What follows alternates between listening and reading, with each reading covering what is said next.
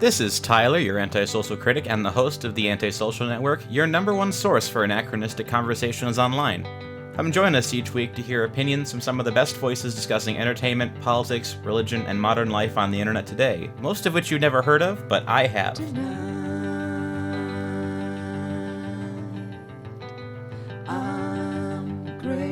This week we're joined by Tripp Parker, a computer programmer and writer for numerous websites, including The Federalist. I initially heard him on an episode of Adam Friended's debate show, Debating Theology with Esther O'Reilly. How are you doing today? I'm doing very well. How are you? I'm doing well myself. I know we just said that off air, but formalities have to extend into the podcast, so. Yep. So, tell people a little about yourself. I've known about you because you do online debates and stuff, but what do people know you from? My background is, my degree's in computer engineering, computer science, and philosophy.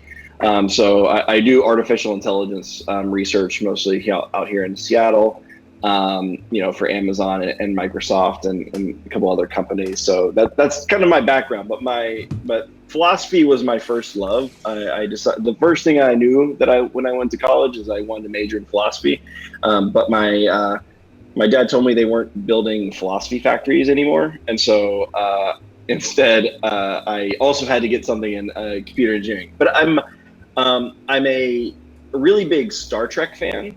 And so I went into artificial intelligence actually because I thought that Data was the coolest character in all of science fiction. And so literally I did philosophy of mind and computer engineering, computer science, because I wanted to go into artificial intelligence research. And so that was my motivation. But along the way, I also went to seminary for a little bit. I grew up in the church, so I'm a Christian. So I started getting more interested.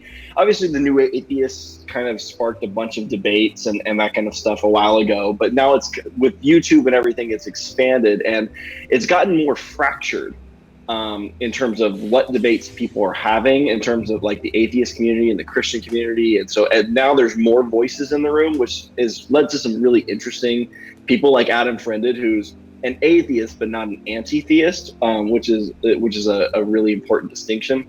So but I've started getting back more into my philosophy and writing more for the Federalist and critiquing what I see as what I call a new religion now. We abandoned Christianity and worshipped at the altar of science for a little bit, and that's kind of what the new atheists were wanting us to do. And that's been a really big disappointment, I think, for a lot of people. And so now it seems like we're searching for something else. And that's where I think that the cultural shift of critiquing science, not from a faith-based perspective, but more just a cultural postmodern perspective of critiquing science, which is really fascinating. So that's where I've started getting more back into it because it's a really interesting conversation. But I'm over here in the corner with Esther, just kind of raising my hand, be or we could just be Christians, and that'd be fine too. That's my background. I've written for The Federalist and a couple other places, but I'm going to start doing more of it because I do enjoy it, and I think it's really important. There's enough diversity, I think, in the debate to really illuminate some of the problems that weren't so clear maybe 20 years ago between Christianity and everything else. Well, let's back up for a second. How do you work for Amazon and write for The Federalist and not have been James Damord so far? Actually, I don't work for Amazon right now, but typically, here's the thing. You can write, it's totally possible that I do get James Damord. That is totally possible. But I would not write that. I would not write that off. That's totally possible that ends up happening to me. I tend to, James Damord made the mistake of using some language that, while I think was correct in terms of the psychology literature, ends up being kind of pejorative and has negative connotations. He used neuroticism to just talk about women, which is in describing the big five personality traits, neuroticism is one of them, and it's not good nor bad in the literature, but it makes you sound like you're woke on the women question. Exactly. And so I think that that was one of the reasons that he did it. But then some of it's just chance, right? There's a lot of jokes you can make on Twitter unless you go viral. There's people all the time making, what was her name? Justine The joke she made about going to Africa, and the whole "has Justine landed yet" started trending and that kind of stuff, and she was fired by the time she landed. The thing is that she could have made that joke, and for some reason, cosmically, it went viral, and she got canned for it. So it's totally possible with me, but it would probably only happen if it got press, and a lot of press and a lot of negative. I also tend to keep my employer out of anything that I write and that kind of stuff. So that probably helps. And I also try to tone it down and be more careful about my words, and try not to be inflammatory, and just, none of these are guarantees. It's totally possible that I end up James Demore and you see my name in the news at some point. But anyway. Yeah, I mean, I had a guest on the show previously who'd written for the Daily Wire, but he works at a college, and he specifically said, do not mention the fact that I work for the Daily Wire at times. So I'm like, right. I mean, the Federalist isn't that extreme, but they're right-wing enough that Google thinks that they're like a propaganda mill, so... Totally, yeah. I mean, I do think that, I think that the reason Google ended up having a problem with them a while ago was because of their comment section, which makes sense. Like, comment sections are just a cesspool of evil. I can attest to that, having written for Legal Insurrection for about a year. I wrote nuanced and well thought out articles, and every single time I'd go down to it, it'd be nothing but boomer Trumpkins and anti-Semites just screaming in all caps. Yes, exactly. And so I think that the Federalists got back on Google's okay side, at least, by turning off the comment section on their articles. But that's so scummy, though. Like, there's so many websites. That's so true. That's true of every single website there is, including ones Google owns. Totally. It's definitely arbitrarily enforced, this policy. Like, I doubt that they're going through the Daily Kos or whatever and looking at their comments and that kind of thing. But, whatever. Fair enough. If Google doesn't want to have those comments, then I don't think that that's a huge deal. I wish they would be more consistent about it. Like, just say, like, if your site has comments, no, or because comments, comment sections like attract like the anonymity, the fighting, and everything else. Like, it just attracts a certain personality that wants to fight and escalate everything and not actually have a reasoned debate. And also, comment sections aren't really a good place to have a reasoned debate anyway. So I was fine with the Federalists turning it off. That's fine. But yeah, Google's not doing that with a lot of other sites that are not conservative. So yeah, I can imagine the Daily Kos's comments though just being the opposite extreme. It's just everyone being like, I can't wait to put Jeff Bezos in a guillotine. But no, yeah. Oh, you can't tell me that there's not like vitriolic, comments on those sites, but for some reason it just doesn't get the attention that the Federalists got a while ago. But honestly, I think that ended up being, for some reason, I feel like wasn't NBC News, like some journalist there involved in that and pushing that at Google? I think I thought that I read that. That might not be true. They reported it super early. And so there was speculation that they were actually doing an investigation and basically passed it along to Google, and Google reacted to it by telling the Federalists to remove their comments section. So I feel like there's another news organization that was involved in that battle, other than, the Federalists. For some reason, my alarm went off, but... But, yeah, did you hear the story of the guys who brought the guillotine to Jeff Bezos' house a couple weeks ago? I feel like I heard something about that. I live in Seattle. It's crazy here. That's like one of the things that happened. There's, it's 2020, man. Like, remember when like forest fires in Australia was a big deal? Now when the government confirmed UFOs 2 weeks ago? Yeah, I know. And then you're like, man, that seems like 10 years ago. I can't believe we were like, World War III with Iran wasn't that long ago, but we all just missed it. Remember when we all got drafted for a week? Yeah, totally. The draft was coming back. It was a crazy week, but it seems like that was a generation ago, honestly. Oh gosh. So you've been kind of wanted to talk about. You said your specialty was the intersection of science and religion and politics. Mm-hmm. Where did you want to? What specifically you've been thinking about on that regarding kind of recent events? Like what's it's been more political or religious stuff going on for you lately? Well, it's kind of both. I think that like they're so intertwined. humans can't help but be religious, I believe. And so like politics just becomes like another way that we act out our religion in a lot of ways. And so one thing that I'm thinking about, and I've got an article that I have a draft of that I'm going to have published soon. But it's about what Rene Girard talked about as mimetic escalation.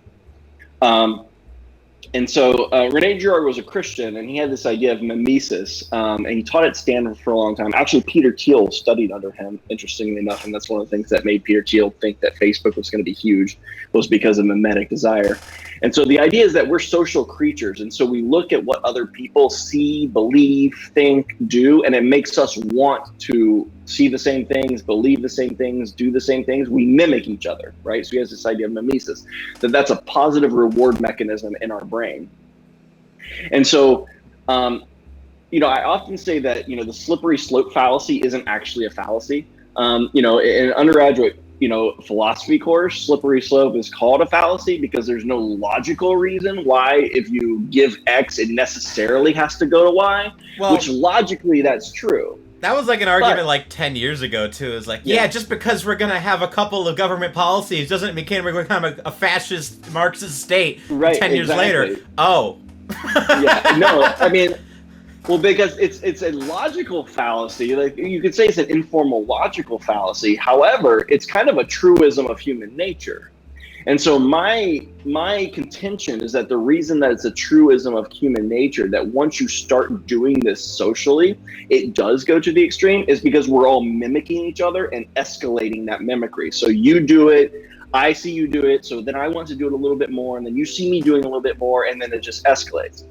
And so I was relating this to that kind of the whole statue controversy of like we got to take down the Confederate statues. Oh, okay, fair enough. But there's no limiting principle that was ever given about which statues were okay and which ones weren't. Like, are we really just saying it's just the Confederates? Okay, let's just take them down. Okay. But no one was saying that. They're like, no, we're doing it because they were racist and all those kind of things. We're like, okay, then are we going to take down all the statues? I think Trump even said, well, what about Jefferson and Washington? And everyone at the time was like, I think John Oliver even wrote a segment about it, had a segment about like, oh, that's ridiculous. It always stops. Like, you're the slippery slope, blah, blah, blah.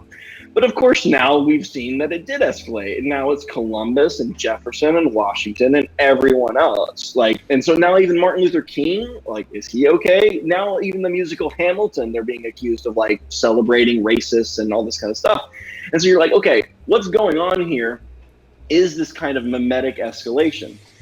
Is that we're seeing it, and now we got to find the next racist. We got to find the next thing. And it's not actually about the morality of it. I'm not actually concerned. What I'm actually concerned about is demonstrating my own virtue by virtue of being better than everyone else and mimicking that behavior. So I see you be like, hey, oh, Tyler's taking down that Robert E. Lee statue because of racism. That's a virtuous thing to do. I'm going to be virtuous too. Who should I take down? Okay, Jefferson owned slaves. Take him down now.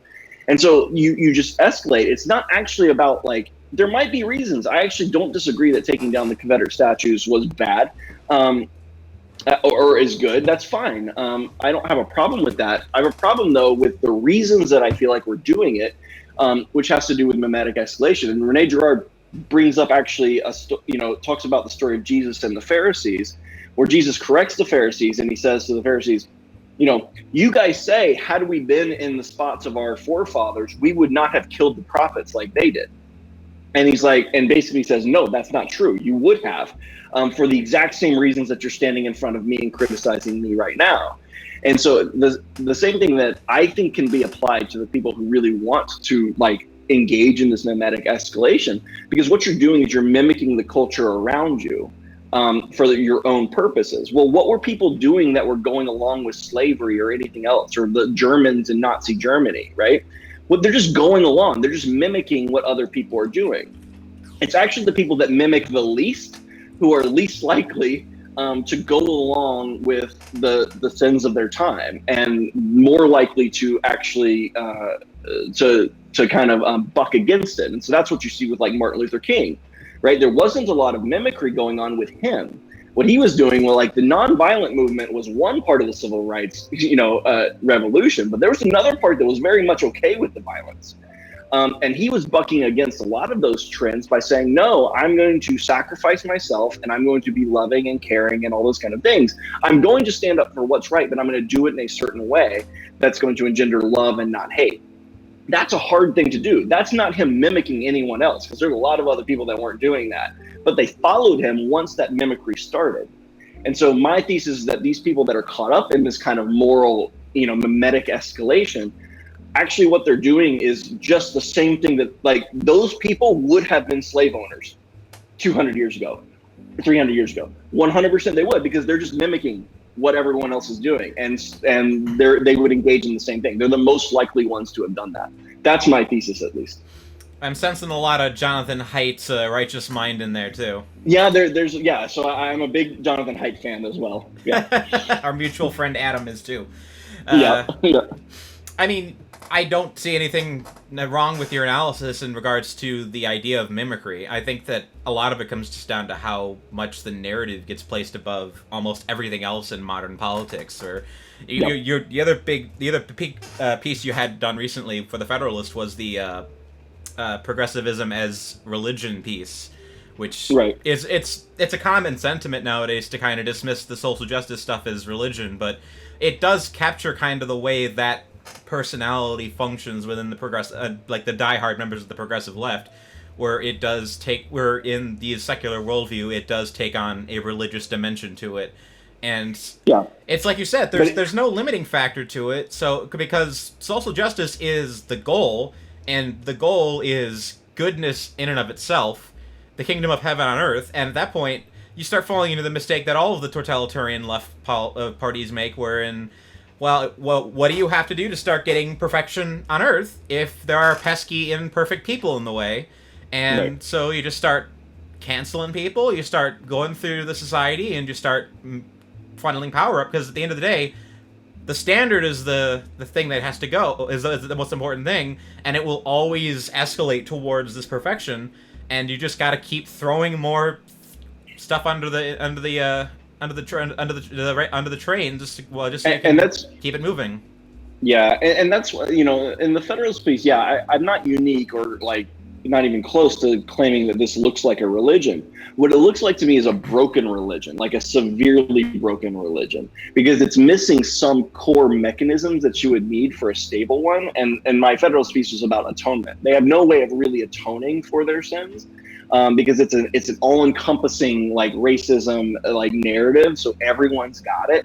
And so because we're all like, there's intersecting privileges and all this kind of stuff, so like everyone's dirty, but there's no actual mechanism for atonement other than cancel culture. It's human sacrifice ultimately is what's going to do it, and so I have to keep doing that. And you see this even in like Mao's the revolution in China, or the Great Leap Forward. Everyone starts just like reporting everyone else for being not communist and that kind of stuff, and then everyone starts getting killed, because that's the only way to stay alive. Actually, the only way to stay alive is to call everyone else, and then you're the good one, right? And so like missing this mechanism of atonement is making this, I mean, the religion's wrong, but it's making it really dangerous. And that's why you see even leftist people, even progressive, start to get eaten by their own, because there's no way around it. Like eventually it's got to be one person who's going to call out everyone else. And so, Jimmy Kimmel, you have J.K. Rowling, you have all these kind of like leftist people. These are left of center. They're in no way in the conservative camp, but now they're getting eaten by the progressive left, because there's no other way to do it. And the progressive left will keep eating their own over and over and over again. There's no other way to do it. What do you think the logical end of this is going to be? Because do you think this is going to burn itself out quickly? Like, because it seems that movements like this tend to burn themselves out within a couple decades.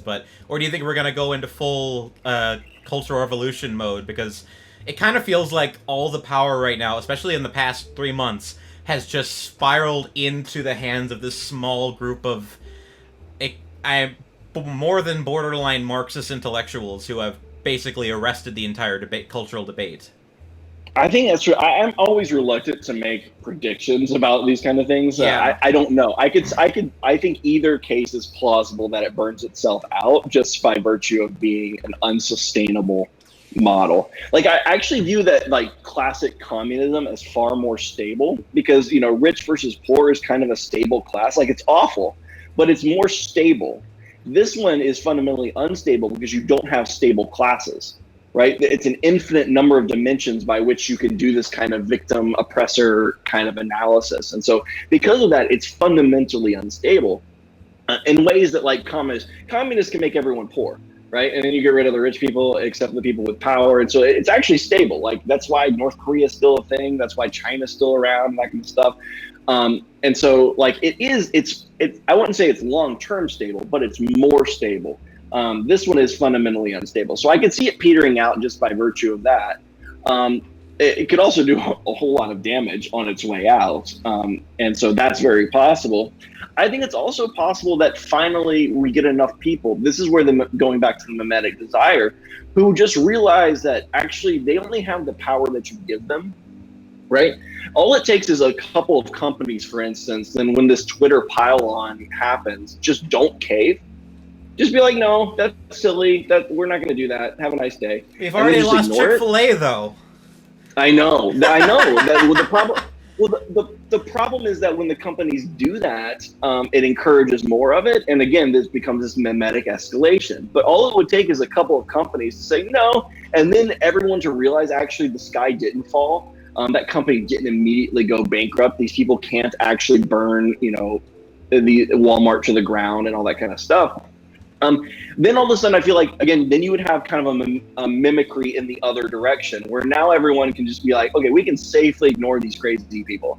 And you take the power away from them and let them scream on Twitter all you want. But it's kind of like a 3-year-old, pitching a fit. Like, sometimes it's best to just let them scream until they cry themselves out. And that's kind of what I feel like we could do. And what I'm hoping is that you do that. You don't need to like escalate it and fight them back. You could just ignore them. And so I feel like that's the other option that I think is possible, but it's going to take a couple of companies run by people with some stones to do it. Yeah. I know lots of right-wing people that are trying to take the Benedict option right now and be like, oh, I'm going to move out to the middle of rural Montana and become a farmer.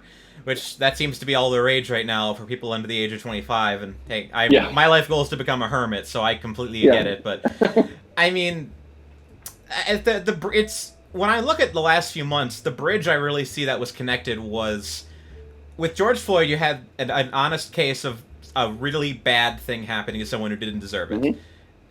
And what happened immediately was that the bridge between the inability to the entire country coming together around this one thing connected with the fact that Black Lives Matter as an organization is deeply compromised at the intellectual level.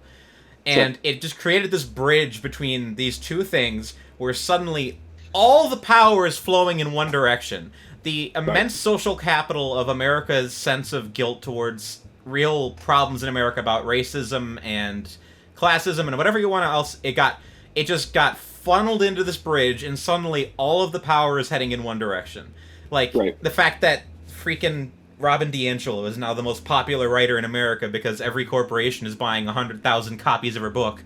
It says where things are going, and I'm just sitting here thinking, does it just? I hope it doesn't just keep escalating indefinitely, because then you do wind up with a Chinese Cultural Revolution style situation. And that's what they want. And that's what they want. My hope, though, is that I think that a lot of people that have been participating in like the George Floyd, protests and that kind of stuff, a lot of them just don't know what it is that Black Lives Matter, like the organization, believes. Well, like, they would be shocked that elimination of the nuclear family is in their like motto. Like, there's a lot of like soccer moms out there protesting this stuff and taking their kids and everything else, where if you read that to them, they'd be like, wait, what?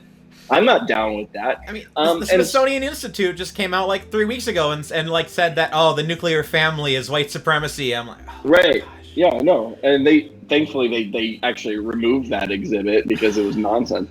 But yeah, no, I think that's That's my hope, is that a lot of these people, and I actually think it's true, a lot of these people, most of these people have no idea really what is actually going on and who is leading these movements. You even saw it with the Women's March. Like, no one knew what Linda Sarsour actually says or believed. All these women were out there wearing hats and marching and that kind of stuff. And you're like, this woman wants Israel pushed off the face of the earth. Like, but no one knew this. And it wasn't until it was later that Linda Sarsour got removed from that and some of these other people, and the Women's March ended up marching them out.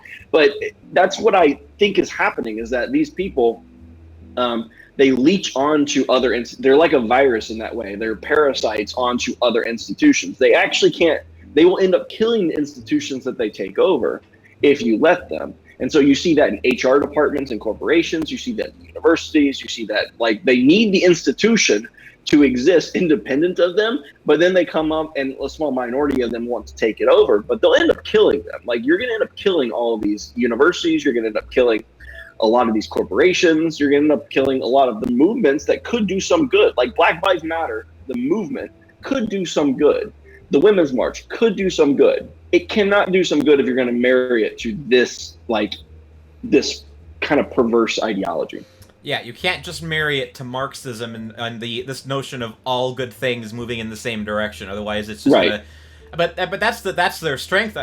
If you are a radical activist, that just seems to be their strength, is just to latch on to those kind of movements. I mean, well, the New York Times has been completely hollowed out in the past month. Totally. Yep.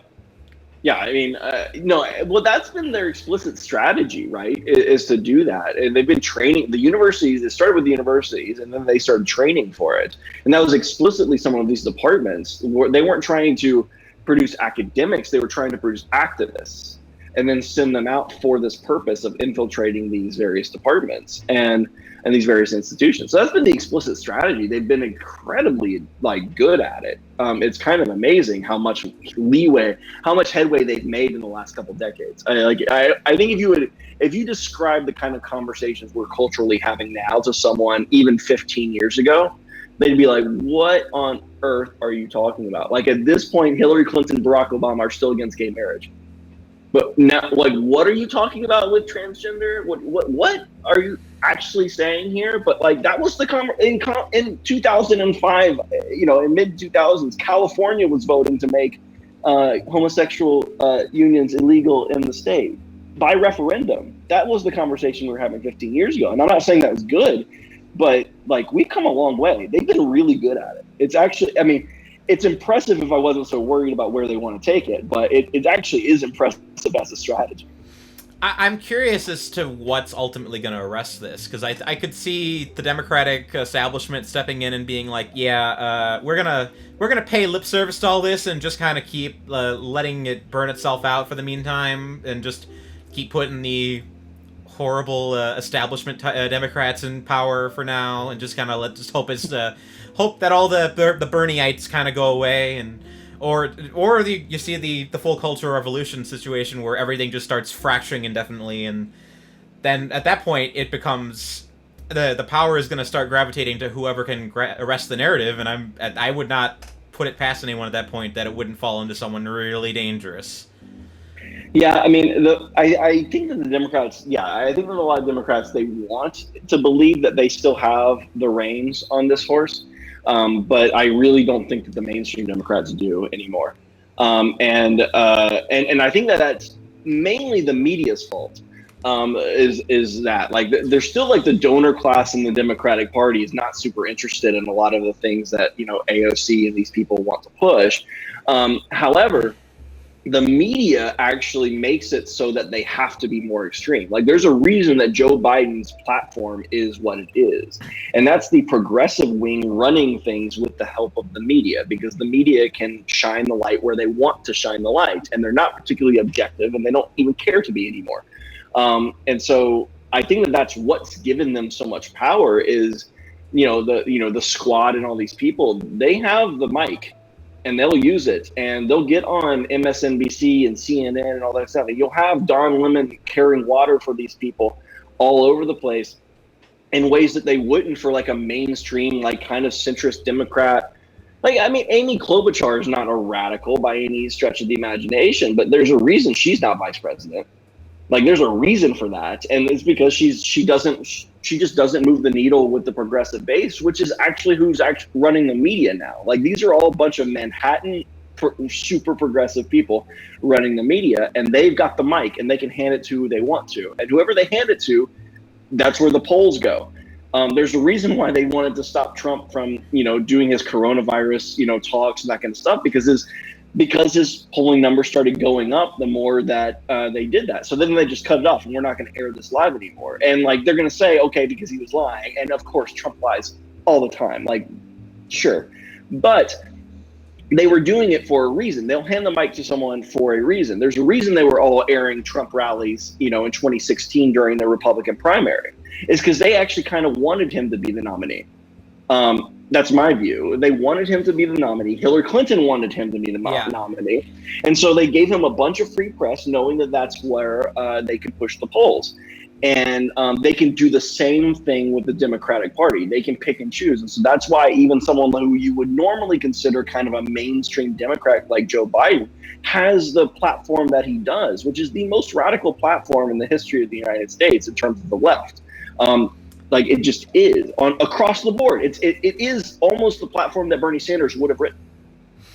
Yeah, I mean, the power of the progressives kind of comes in their. It's not even necessarily in their ability to get power, just so much as to kind of have this contradiction where they don't think they have the power, but they actually have all the power in the world to change the rhetoric of the discussion. Right. Like AOC, like, she thinks she doesn't have any power at all in Congress, and she's like, "Oh, everyone's against me. Everyone's out of me." Yeah, you can. She has one video on Instagram, and suddenly the entire national debate changes. Right. No, totally. And the media, and the reason is that the media accentuates it. They amplify it, and so that's the institutional power the progressive have is really, really big with the universities and the media, and which is really interesting because of how much they talk about institutional power and everything else like that. You're like, I don't think you understand how much you guys have. Like, you don't have a ton of institutional power yet in like the business world, although you're increasingly having more and more in HR departments, and you're using your media influence to control what businesses do by pressuring them to cancel people and that kind of stuff. But they have more power than they let on, which is ironic given how much they talk about power. Yeah, I mean, there's a reason this kind of class comes out of the group it does. It's always overeducated people that don't make as much money as someone as intelligent as them should be making. Like, the entire intellectual class is just that kind of like, oh, I've got 130 IQ, but I'm only making about $30,000 subbing at Dartmouth, but so I'm gonna go ahead and support Bernie for the next election because I want to, or teach all my students to go vote for Bernie because then I can get. They have the power to change it, but they just don't have. They have every reason to want to, on a personal level, change it. No, there's definitely. Well, I mean, even like Sarah John at the New York Times editorial board is constantly talking about how oppressed she is as part of her class and all this kind of stuff, and you're like, and talking about white men and everything else, and you're like, you are. I mean, I don't know how old she is, but she's younger than I am. She in her upper 20s, like lower 30s, I think, maybe. She's on the editorial board of the New York Times. Like, you have way more power than almost every other person in the country. Like, if you just stack ranked it. So, like, stop talking about, like, you pretending to be the victim here is silly. Yeah, I mean, there's power to be able to make racist jokes on Twitter and then not to lose your job. I was honestly, even like some liberals that I know here in Seattle was like, what? How is she, like, what is she saying? And so, like, even some of them are doing a double take with this kind of stuff, which is what needs to happen. A lot of these people need to do a double take and come to their senses that, like, they can't let these people take over their party. And honestly, there's elements of the right that, like, need to wake up and, like, there's a reason that Trump, is where he is. And there's elements of the right that absolutely have too much influence in the conservative movement. I agree with that as well. The difference is that the conservative, like those conservatives, those alt-right conservatives, they don't have any institutional power. Like across the board, they just don't. Like they can vote and that kind of thing, but they're not running companies. They're not teaching at universities. They're not publishing at newspapers or anything else like that. The most you can say is that they're active on like 4chan. That's it. I mean, okay, like that's not nothing, and it's not good that these people are around spewing whatever nonsense they're spewing. But let's not have the false equivalence of talking about that in the same breath as the New York Times editorial board. They're very different. Yeah, I mean, I would say on the right, even the alt-right wouldn't even be the most concerning thing to me on the right. I'd say the most concerning thing is just kind of this nascent paleoconservatism that's just kind of been bubbling up in the mainstream more than anything else. But like if I were to have a serious discussion about what my concerns on the right, I'd be like, yeah, there's a bunch of people that are kind of mainstream right that don't think we should have any immigration at all, but that's not the most extreme problem. And obviously, none of those people either are in the positions of power either. No, they're not. And I agree with that. There is this, like, even if you don't have to go full out right, there is this kind of like weird nationalism and isolationism that the right is kind of appealing to some people on the right, and just this general nostalgia for an America that never really existed. It's kind of the revenge of Pat Buchananism from like the 90s and 90s, where you just can like, Republican Party, it's never allowed to actually be the real conservatives. Right. Yeah, totally. So that is dangerous. And then, I mean, you do have some interesting things. Like I do, like some of the common good conservatives, like kind of argue for a type of populism with different reasoning behind it. It's less like exclusionary nationalism, but more like, I don't know, like more of a patriotic, like they're supporting some populist measures by appealing to helping people, as opposed to like, oh, like immigration's bad because these people change our culture. It's more like, hey, immigration drives down wages, which kills towns, and that's not good. We need to, fight. So it's Ross Douthat, is that his name? He actually writes for the New York Times. Yeah. So that's a more interesting. J.D. Vance would be another kind of common good conservative that, they're interesting. I'm kind of more on the libertarian side of some of these things. I'm less interested in trade wars and that kind of thing, and restrictive immigration. But I at least understand where they're coming from. But the nostalgia for the 1950s America that never really existed is that's obviously that's as bad, I think, as you believe that 1950s America was some kind of utopia is a similar problem to the liberals thinking that they can bring about utopia, and if you just implemented all of these policies, then we'd have utopia. And you're like, well, you're both doing the same thing of thinking that utopia is even possible or in the offing, right? Well, we could bring back the 50s again. We just have to invade Western Europe and destroy the entire economic process of the Western world, and while we do it. Oh yeah, I know, and we'll all be poorer, but it'll be 1950s again, I guess. I don't know. Yeah, I'm more of I feel like the more people should have, but this is where it fights against our religious tendencies. More people should have the should have the perspective that Thomas Sowell has, where there are no solutions, only trade-offs, and you just have to have that kind of like sober-minded, like, this is the world we're living in, like, let's discuss the trade-offs to the various ways that we could go about this, as opposed to thinking that either of us has a solution that has no downsides at all. But that goes against our religious tendencies of like, this is the moral good. And it's kind of like C.S. Lewis argues, well, now once you have that idea of this is morally better than this, well, doesn't that mean there's some utopian good that we can get to if we just go far enough? We just go hard enough at this, then we have some like utopian good. So that's our religious impulse to think that we can do that.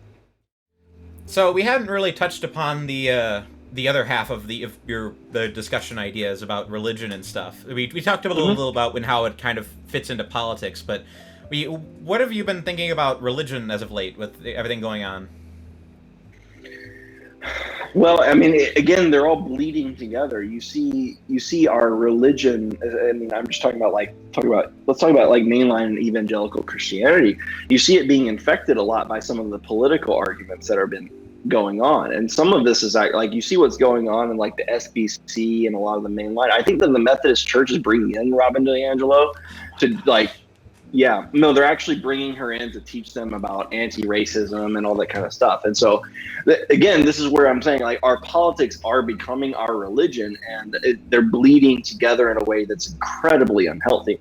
And so that's one of the I've been kind of shocked, actually, at how susceptible Christians are, and even evangelical Christians, to this kind of critical theory approach to Christianity. And I think the reason for it is that Christianity does talk a lot about corporate repentance, right? That's not absent in the Bible. Critical theory and social justice and all that kind of stuff. So like some of the conclusions of critical theory, if you squint at it, look very similar to some of the themes and parts of the Bible, especially the Old Testament. And so I think that Christians can be seduced by that to say, well, yeah, like, corporate repentance is a thing in the Bible. And so it's very seductive in a way that's really unhealthy. But the problem is that you also, like, the corporate repentance that they're talking about is very different than what a Christian one is.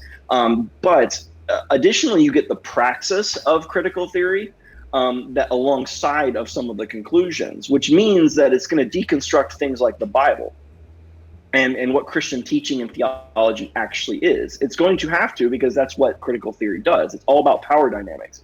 And so even appealing to the Bible in any kind of sense will, in fact, okay, why are you appealing to the Bible? Why did the person write that in the Bible? Why is it that the Christians thought that this should be in the Bible and all that kind of stuff? So you're going to get some of the praxis of critical theory even in that. And you see that in the church right now, even among prominent evangelicals like Beth Moore and others. It's really it's fascinating to see, because they're adopting something that's undermining their ability to adhere to traditional Christian beliefs and practices.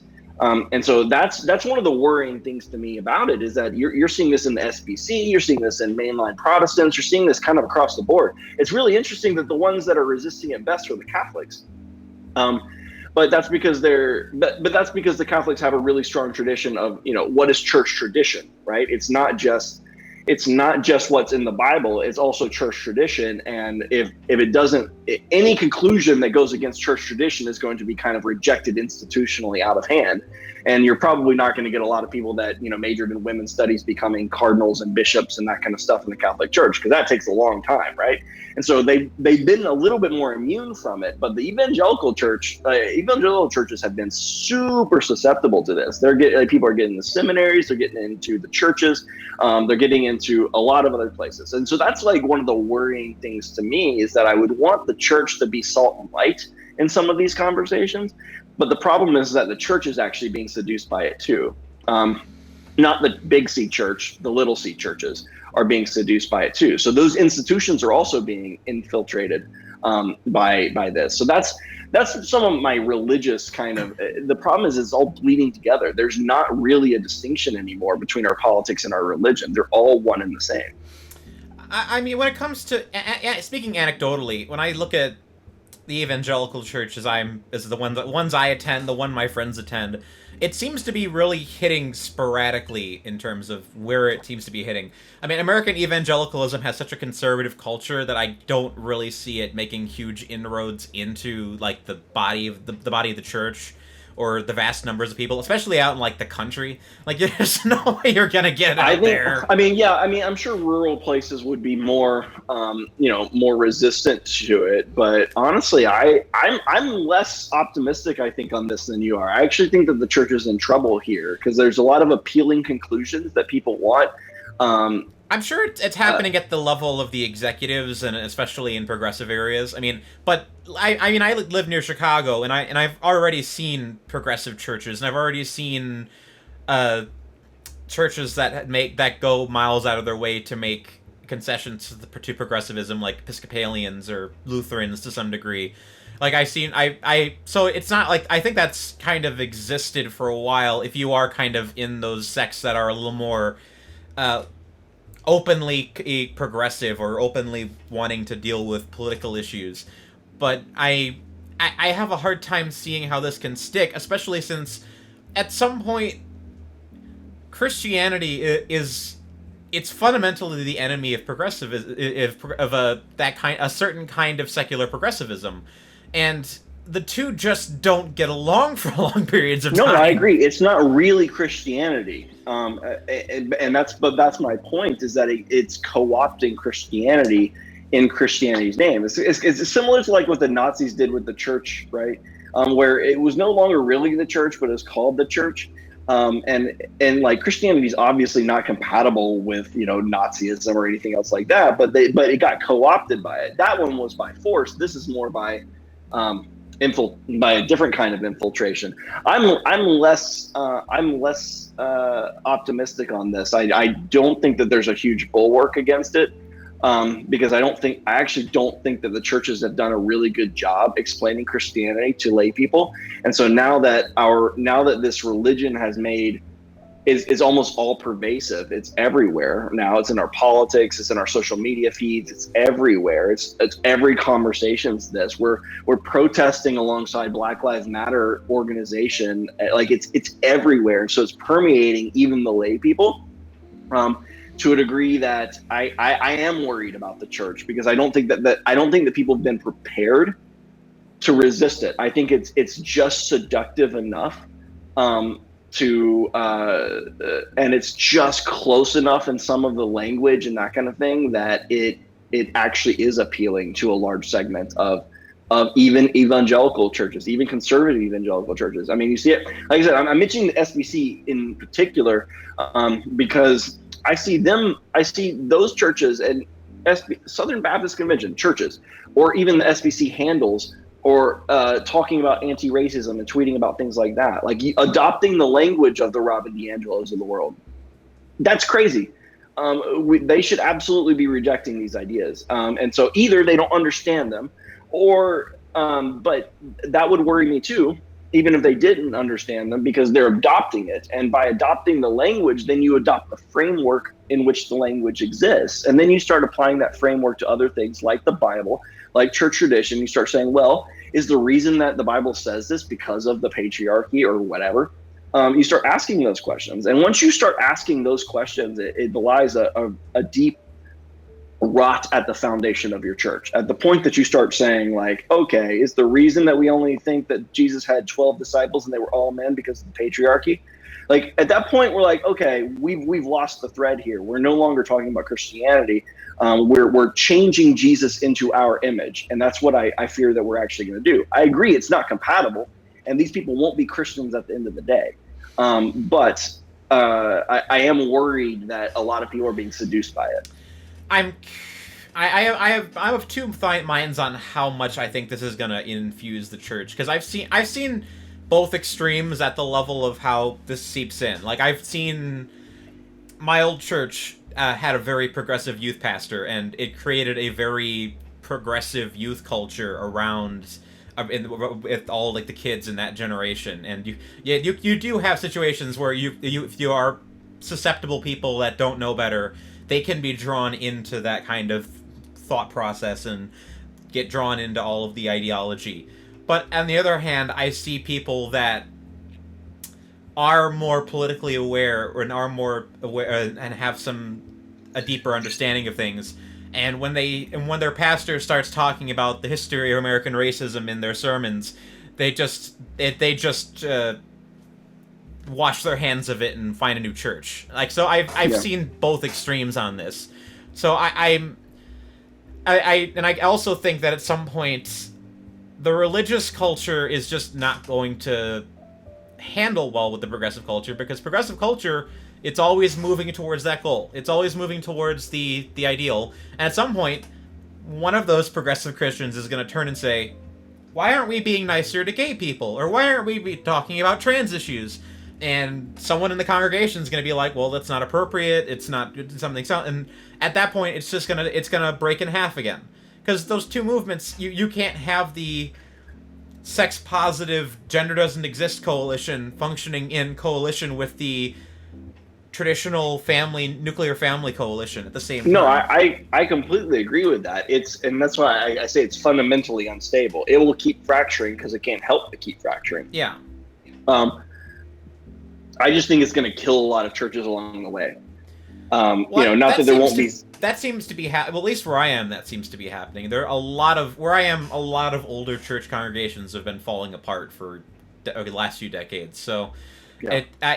but I think that reflects some change in the water as far as faith's going right now. I mean, I think that there's a larger discussion to be about where the heck the state of the church is right now, because it's in a weird place. Like, Yeah. it's weirder than it was 5 years ago, because 5 years ago it seemed like everything was kind of on the downs, but now everything is kind of like moving. There's kind of like signs of life. It's like the heart monitor where you're just seeing like one or two little bleeps on the thing. It's like, it's not dead yet. But the directions are strange, because you do seem to get the there's the kind of young tradcath culture that exists online, and the Adam-friended atheists for Jesus culture of kind of the people who are like, well, I can't believe myself, but I don't know if society can survive without religious thinking, so I'm gonna tacitly ally myself with Christians and kind of just be sort of along those kind of lines. Or so I don't know where things are going, but I get the sense that there's kind of this desire in the culture for a more authentic religion, and that's why we're seeing a lot of the older bad movements in religion kind of fade away. And I think that's right. I think that there is a reactionary element that could be good, and so I think so the tradcath. I mean, there's a lot of young men, especially, being drawn to orthodoxy as well. And which is interesting, like Eastern Orthodox. I was joking with Esther actually the other day. I was like, we just need to find a few people and I'll join the Episcopal Church and just take it over, because it wouldn't be that hard. There's not that many of them anymore. Like, how many would we need? Like, when a couple dozen do it, let's just take over the Episcopal Church, and they've got a lot of good real estate. But I do think that I'm not like I don't think it'll last forever. I am worried about the intermediate period. I don't think the church is not dying. That's not what God's plan is. And so I'm not like a fatalist in that sense, but there's going to be a lot of lives broken over the next decade because of this within the church. The number of there's a lot of people. Someone, I forget who. I'll have to find the poll, but like the number of divorces in evangelical churches are starting to spike, and explicitly they're listing political differences as the reason, as like one of them gets radicalized, and so into this, and so this is what worries me, that it's actually infiltrating the church and it's not doing a really good job. The church is not doing a really good job of being a bulwark against that. And mostly because they've just done a really poor job. I was talking to my pastor the other day about what is the job of the church. And so, the job of the church is to take the Christian and orient them toward God and Jesus. Like, that should be like the function of the church. What the church is, though, especially in America, it treats the churchgoer as a consumer. So now I want the consumers oriented toward the church, right? And so then I'm going to change and I'm going to do whatever I need to in order to get more members, and I'm going to change the way I do things, so appeal more to you and that kind of stuff. So to keep your orientation toward me, because that's what to keep you coming on Sunday, right? It's like Starbucks or anything else like that. You become a consumer and I'm the business, and I've got to provide you the product that you want. And so your orientation is toward me. And I think that's one of the reasons that this social justice kind of bent, some of this woke progressive ideology, is actually effective at infiltrating the church. Because a lot of churches, like if the churches think that that's what people are wanting, they'll change, right? Because this is a consumer church model, right? We're not trying to orient people toward God. We're trying to orient people toward me. And so then the people go out into the world and be like, yeah, maybe I am oppressed. Yeah, let's talk more about how my class is oppressed by this other class and that kind of stuff. And the church buys it and goes along with it, mainly because the church is just trying to keep you oriented toward me. If I don't do that, you won't be oriented toward me at all. The ironic thing is that if the church actually fulfilled its function to keep people oriented toward God, that person's not going to ask some of those questions about, am I, an oppressed class and that kind of stuff, because they're not oriented toward the culture or the church. They're oriented toward God. So they wouldn't come to the church looking for that, and the church wouldn't feel the need to even cater to it if they did, because that's not the church's mission. So that's why I think that the American church is in trouble, and also why I think that the Catholic Church is doing a better job of guarding against it, is because the American church is very much a mega church pastor, consumer culture version of like, you need to come, we're going to provide you with coffee, we're going to have this cool band and all this kind of stuff. Like, I'm trying to keep you oriented toward me. And as you swim in the culture, then I'm going to have to change with the culture to keep that relationship going. And so that's why I'm worried about it. What it's going to take is kind of a radical shift where the church just says, nope, that's not my job. My job is to orient you toward God, and that's you're going to lose a lot of members. There's a lot of members that are there's a lot of people going to church only because it's, you're trying to keep them oriented. You're trying to keep them, toward the church. You're trying to keep them entertained. You're trying to do all those kind of things, make them feel good about themselves, as opposed to orient them toward God. And so that's where I think the failing is with the church, and why I'm less optimistic over the next decade that the church is going to be any real bulwark against it. I don't think that most of them are set up for it. I don't think the church is going to be... I think people are going to fall into the church in ways. I don't think it's going to be the thing that rescues people. Because I get the sense that right now, it's like we were saying earlier, there's just something in the air that in the aftermath of all the new atheist victories, where people sense something as wrong, and the thing that is wrong wasn't what they thought it was. And I think that I don't know if we're there yet. I think that there are a lot of lay people that are just they're kind of just wrapped up in the rigmarole of life. They're just, they indulge their vices, and they don't want to be bothered, and they don't really want to challenge themselves in any sort of meaningful way. But the people that do seem to have more of that are more drawn to the spiritual side of life, or drawn to some deeper understanding of the world, you are seeing that they are more disturbed by the state of things. I mean, there's a reason people are just screaming modernity on the internet 24/7 nowadays. Yeah. Well, I think that the new atheist promise was, as long as we start getting rid of religion, just like let's kick it out of the public square and all this kind of stuff, then we'll have rational debates. Now we'll make it the cult of reason, like in the French Revolution. And so like that's what they promised, right? And then everything would be fine. And then a lot of the culture went along with that, and we realized, shit, it's not fine. Right? Like, nothing's fine here. Well, yeah, and 90% of the culture just left religion because they wanted to have relations outside marriage or hang out with their gay friends, and it wasn't even like intellectual. It was a cultural death. No, the intellectual is just like air cover, right? It just gave you like the ability to say like, I'm not irrational for doing this, and so. And I want to do it. And my motivating factor is that I just want the air cover of being able to say that I'm not being stupid, right? And so the new atheists gave them that to some degree. And so they went along with it. And then they realized, this is actually empty. It's not giving me the thing that I thought that it was going to give me. I'm still unhappy. And so that's where well, let's create a new religion then. This cult of reason isn't working. Okay, well, maybe reason itself is the problem. And so enter postmodernism and everything else. Like, maybe it's all just a power dynamic and I'm being oppressed. And so but that's an appealing, everyone wants to think themselves the victim, right? So like every divorced couple, they're both the victim, right? Like that appeals to us. None of us wants to like face our own sin. We're more than happy to scapegoat someone else. And so so now we just have a cultural version of that because we don't want to face our own sin. So we'll come up with a religion that allows us to put our sin onto someone else. And that's what's, and that's what Jesus came to do the opposite of. Like, that's why Christianity is the exact inverse of what it is that we're seeing in our culture today. And it's just, but it's no wonder why there's this angst, right? Like, Christ came to give us peace because he takes our sin willingly on himself. And so now we can have peace.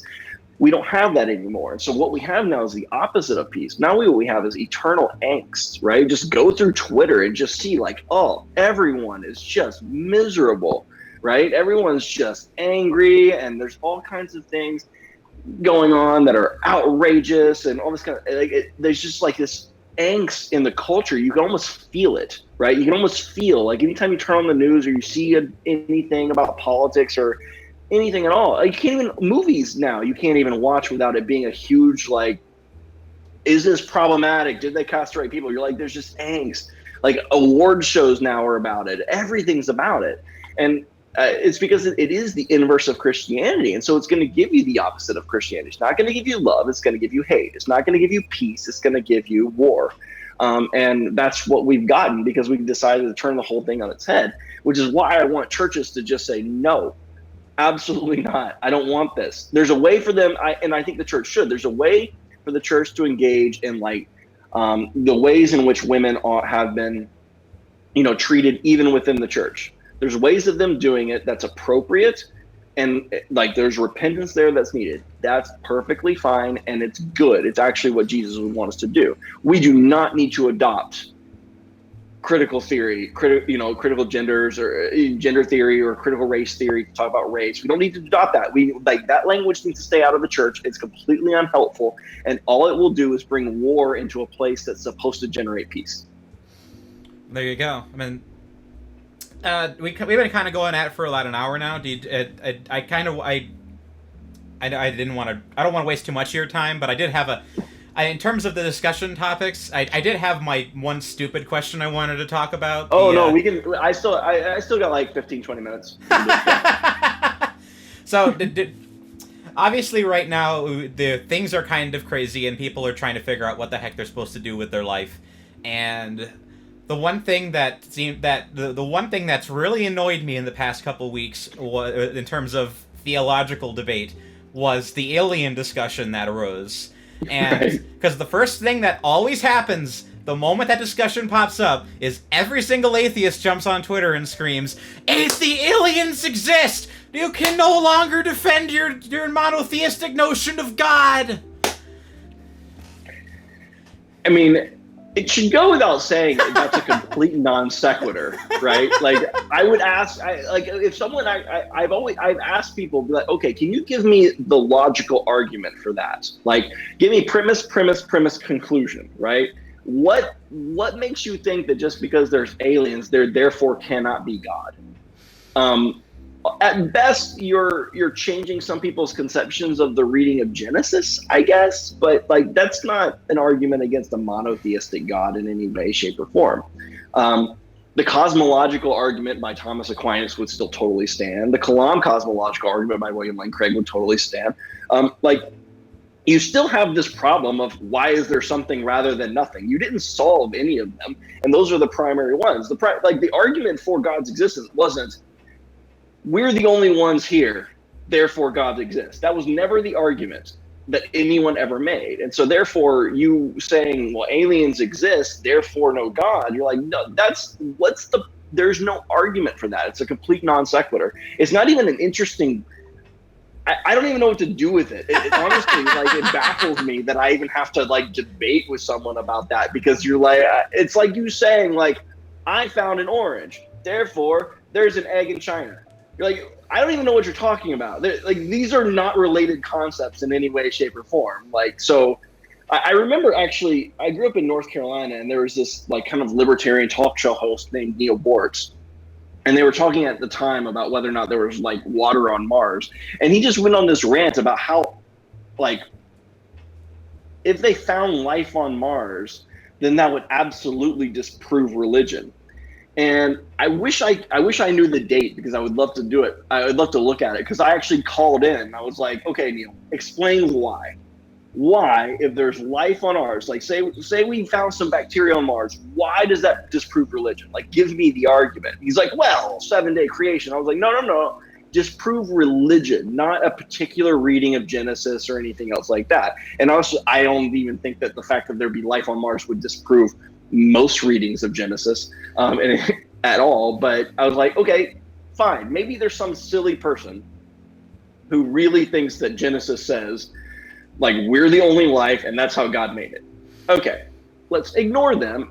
why does it disprove God and religion in general? And he had nothing. It was just like a rant about, well, it just does. It's obvious. And if you can't see that, I don't know what to do with you. And we're like, okay, well, I'm not really sure what to do with you either, because there's no, like, I couldn't even come up with one, honestly, if an argument for why there could not be, why that would disprove God. At best, all you could say is it disproves certain conceptions of God and maybe our place in the universe.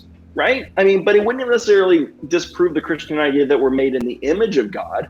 Like, and it wouldn't even disprove that. It just, now we have this other thing, like an alien or some other intellectual being, that still doesn't disprove the idea that we're made in the image of God either. So, like, these are completely unrelated. I don't know. I feel like somehow it got baked in, this idea that since God created the earth, then this is the only place life exists.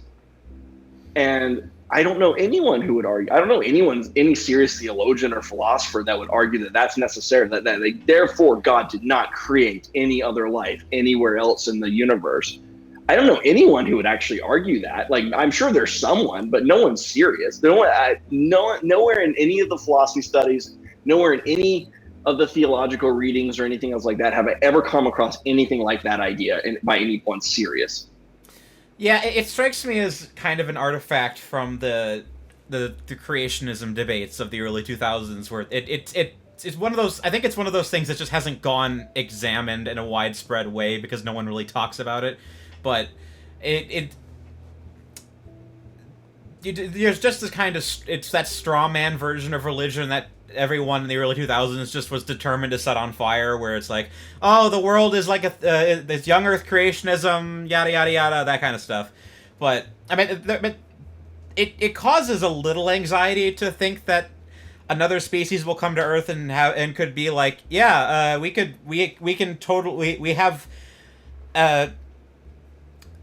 have a rival conception of the universe, and that it's exciting and scary and interesting to think about, but I would just laugh. I'm not saying it wouldn't make us think. Oh no, but I'm just sitting here. My running bet right now is that the aliens are going to come to Earth and they're all going to be Hasidic Jews. They're going to just come out the spaceship and be like, "Shalom! How's the world been for the last little while?" It would be strange if they came and had the same religion as some group on Earth. You'd be like, wait, what are the odds of that happening? I could see it kind of being something like a Out of the Silent Planet logic, where the aliens have like very similar spiritual conception of the universe, because we're all made of the same stuff. So it's not like we would be that different functionally. So I would imagine they come here to Earth and they'd be like, you could wind up with kind of that Out of the Silent Planet logic, where they're basically worshiping the same ideas and concepts but with different names. And right. I mean, obviously it would change our perception of the Earth, that we aren't the only things made in God's image, but that debate, it's one of those things where people don't talk about it enough. So whenever I see it online, it just annoys the heck out of me. And I know. And now that the government's kind of tacitly like, aliens might exist, we might have a UFO. We weren't going to say anything else, but we might. I hate the bleep footing around the government's doing right now. Just kind of be dancing around the subject to be like, crap or get off the pot already on this stupid issue. No one cares. Well, especially in 2020, we're like, we got bigger things, man. Like, aliens will be in the news cycle for like a day, and then we'll be back to fighting about, bathrooms or something. I don't know. Yes, it would make us think. It would make us like reconsider some of the conceptions that we have about ourselves and the universe, and it would change some things for sure. But the idea that it's just never been a premise in Christianity that there's necessarily no life outside of the earth. That's just never been like a thing that we've ever taught. I mean, even going back to Augustine, he wasn't even big on the 7-day creation at all. Origen thought that the universe might be eternal, so he didn't even necessarily believe in a point in time creation. He was influenced by Aristotle in that way. So like the idea that like Christians have all, oh no, we're just a bunch of dummies sitting around, like, oh, like there was a literal garden and we were all there and that's where all the life was and ever, and that kind of stuff. You're like, I have no idea what Christians you're talking to, but you should talk to others maybe instead of, or maybe you like that conception of Christians, which is probably more likely the point, is that they like that conception of Christians as the dumb rube believing in myths. And where Zeus is literally on Mount Olympus and all that kind of stuff, and so I think that's probably what's going on. So then they see something like that, and be like, aha, that changes your conception of things in the universe, so therefore your religion's wrong, which is a non sequitur, but fine. I mean, I just kind of roll my eyes at it. You're like, at some point these people are, I don't know, like they think they're making a good point, but actually they're just showing the depth of their own stupidity, to be frank about it. Like, it's just a dumb thing to say. It's easier to set the straw man on fire if you set him up that way, but I'm glad the atheist debates have moved on from a lot of the previous stuff. Like, it does seem like it is moving into a better position. Yeah, well, I mean, I like the kind of, the Christian atheism of, kind of the Douglas Murray types, or, the atheist for Jesus of the Adam Friended, because it's like, it's at least a more intellectually honest position that they can have, as opposed to kind of this naive Pollyannish position that you see in like the Sam Harris types, where they think that, oh no, this is only bad, which Adam is completely right whenever he points out that that's unscientific, right? If this was bad, like even if you go back to Dawkins and memes and all this kind of stuff, if religion's just a meme, I believe in, so I like Brett Weinstein's definition of, or his test for seeing whether or not something is adaptive via natural selection. So if it's complex, if it's costly, and it's persistent over time. So evolution would punish something that was costly. Over time, it would punish it if it didn't actually do anything good for you, right? It would punish it because you're expending energy and doing things for no reason, and actually you would get outcompeted by other organisms if you did that, right? So that's his test. So you can't look at religion then and say it's anything other than positively adaptive, right? It's good for us because it is costly, right? We give tithes, we do all kinds of things that we wouldn't do otherwise if it wasn't good for us, or and so, but it's been persistent over time. There's never been a time where the whole world was atheist and like religion of some sort wasn't a part of our lives. And so then therefore you think, okay, well then it's at least good in some kind of adaptive way. Now that doesn't mean that it doesn't have some side effects that we can talk about just from a scientific perspective. But Dawkins and Sam Harris's idea that it's just a virus and it's just bad or something, it like flies in the face of their own theories that they like purport to believe in, but that's just because like they're just biased against it. So Adam's absolutely right, Jonathan Haidt's absolutely right about that, just from a science, whether or not you believe in Christianity or anything else like that. Like I do, literally, I believe it's true.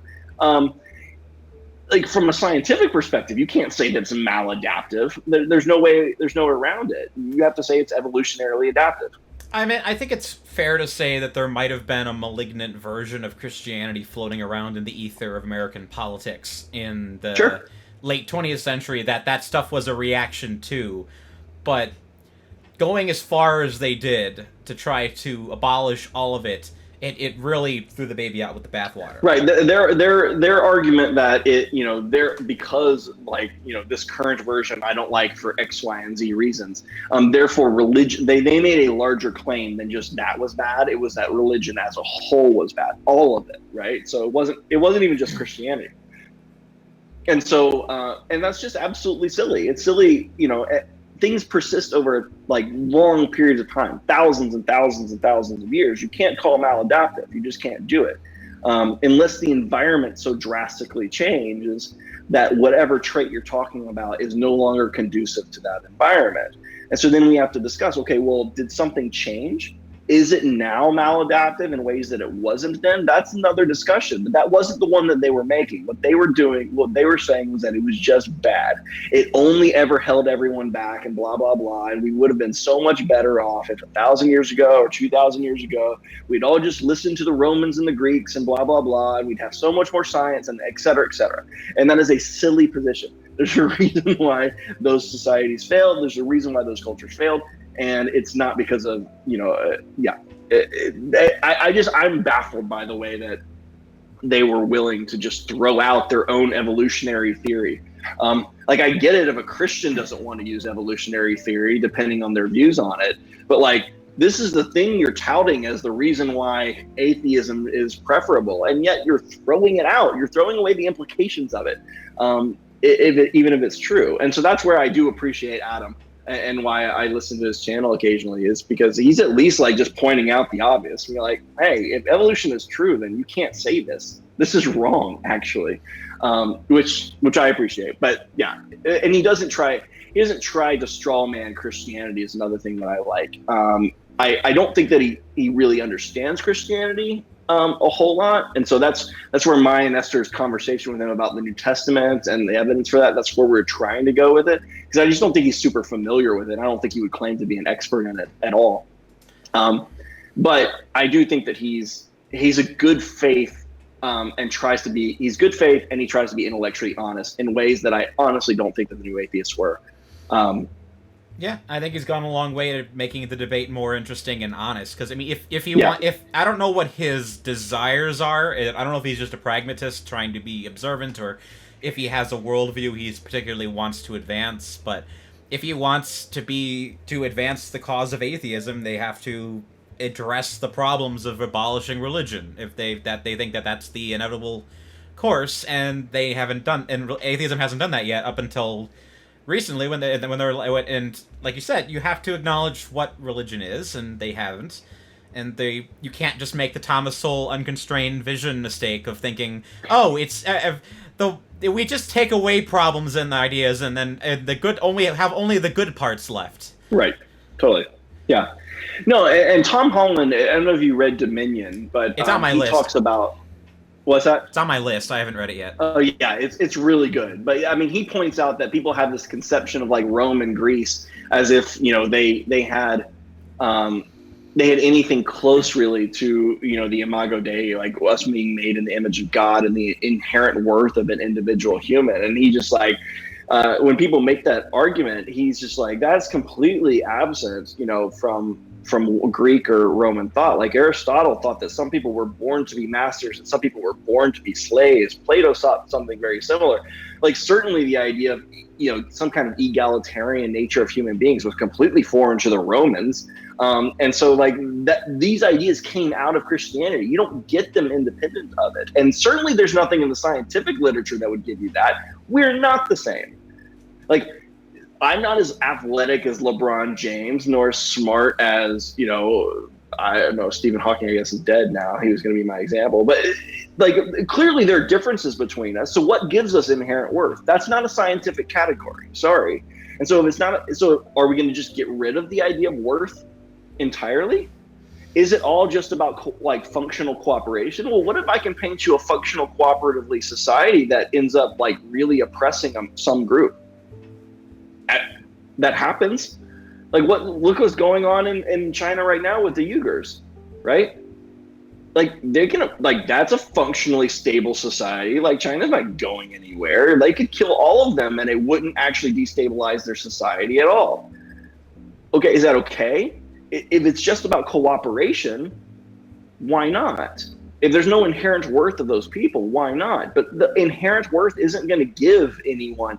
That's not going to come from science. Where in chemistry do I find all the inherent worth? Where in biology? Where in physics? It's just not there. That's a religious concept. So these guys were just naive from the outset, in my view. Yeah, I mean, we could go down the rabbit hole of theology and the meaning of human beings for hours, but I don't want to waste. I don't want to take any more of your time. So. Yep. But thank you. Right. I appreciate you coming on. If you want to talk about more theological stuff another time, I'd be down to do that. But I don't want to. Yeah. No, that sounds good. Yeah. Cool. Or science fiction. I know you're into movies and that kind of stuff too, so I'm big into science fiction. Esther's been wanting to do a whole podcast just talking about pop culture because she doesn't get a chance to do that. Yeah. Do you want to plug your stuff real quick? Yeah. Well, I mean, I don't really. You can just follow me on Twitter, TRIPP_P. I post all my articles there. Like they go off to random websites and that kind of stuff. So I do have an article on judging the past that should come out pretty soon. I have some stuff I'm working on for Pathos as well. And so I'll post all that there. So if you do read my Federalist article, and you like that kind of stuff and you're interested in more of it, then you can just follow me on Twitter and I'll post the articles there as they get published. Yeah, and check out his debate with Adam Friended too. That's a good place to start too. Adam. Yep, sounds good. Yep. Awesome. Thank you so much for talking. Yep. Thanks. Good to see you. Have a good Bye. day. The AntiSocial Network is a Groupthink Productions podcast. Editing, producing, and hosting are by Tyler Hummel, artwork by Crystal Calley, and original music was composed by Melissa Lafira and the late Dan Smolla. Like, subscribe, and please let us know what you think about the show in the comments below if you'd like to see anyone interesting be a guest on the show. Thank you for listening.